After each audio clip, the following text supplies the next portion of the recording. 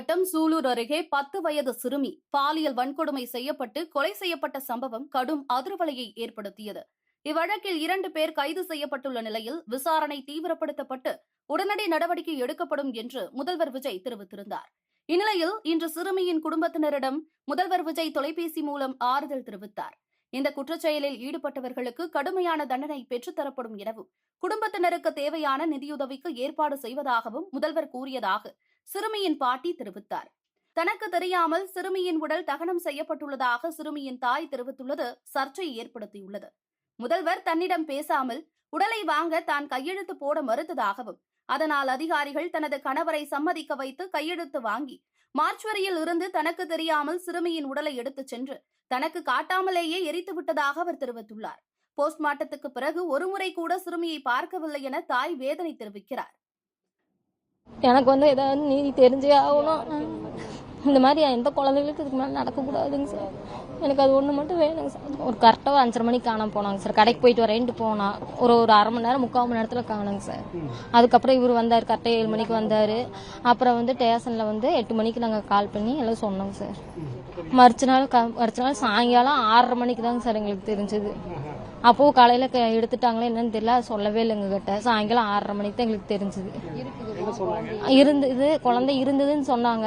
ஆனால் கண்ணில் எங்ககிட்ட குழந்தைய காட்டவே இல்லை, எந்த பதிலும் எங்களுக்கு சொல்லவே இல்லை, எதுவுமே சொல்லலை. இதே மாதிரி இன்னொரு டைமுக்கு இந்த குழந்தைக்கு நடக்குதுன்னு என்னங்க சார் நிச்சயம் இருக்குது.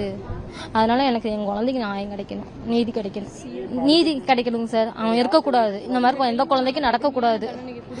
அவனுக்கு இந்த மாதிரி கொடுக்கறத பார்த்து இன்னொரு டைம் யாரும் இந்த மாதிரி பண்ணக்கூடாது. விழுப்புரம் மாவட்டம் மரக்காணம் அருகே 11 வயது சிறுமி பாலியல் வன்கொடுமைக்கு ஆளாகியுள்ளதாக வரும் செய்தி அதிர்ச்சி அளிப்பதாக அதிமுக பொதுச் செயலாளர் எடப்பாடி பழனிசாமி தெரிவித்துள்ளார். இதுகுறித்து அவர் தெரிவித்திருப்பதாவது: பெண்கள் பாதுகாப்பை சீர்குலைப்பதில் மற்றொரு திமுக ஆட்சியாகவே இன்றைய பொய்க்கால் குதிரை ஆட்சி இருக்கிறதோ என்ற அச்சம் தமிழக மக்களிடையே, குறிப்பாக பெண்களிடையே எழத் தொடங்கிவிட்டது. தேர்தல் பிரச்சாரத்தின் போது பேசிய வசனங்களை மறந்திருந்தால் அவற்றை மீண்டும் போட்டு பார்த்து நினைவு கூர்ந்து பெண்கள் பாதுகாப்பில் கவனம் செலுத்துமாறு இவ்வரசின் முதல்வரை வலியுறுத்துகிறேன் என்றார். தாவேகாவுக்கு ஆதரவு அளித்தது, அமைச்சரவையில் இடம்பெற்றது ஆகிய காரணங்களை முன்வைத்து விசிகாவிலிருந்து விலகுவதாக செய்யூர் தொகுதி முன்னாள் எம்எல்ஏ பனையூர் பாபு அறிவித்திருக்கிறார். கொண்ட கொள்கைகளிலும் எடுக்கும் நிலைப்பாட்டிலும் உறுதியாக இல்லாமல் அடிக்கடி நிலைப்பாட்டை மாற்றி குழப்பத்திலும் அவநம்பிக்கையிலும் செயல்படும் ஒரு தலைமையின் கீழ் இனியும் பயணிக்க முடியாது என தனது அறிக்கையில் தெரிவித்திருக்கிறார். கர்நாடகாவில் மேகதாட்டு அணையின் குறுக்கே அணை கட்டுவதற்கு எதிர்ப்பு தெரிவிக்க தமிழ்நாட்டுக்கு உரிமை இல்லை என கர்நாடக துணை முதல்வர் டி.கே. சிவக்குமார் தெரிவித்துள்ள கருத்து தமிழக அரசியலில் விவாத பொருளாக மாறியுள்ளது. டி.கே. சிவக்குமாரின் பேச்சு ஆணவத்தின் வெளிப்பாடு.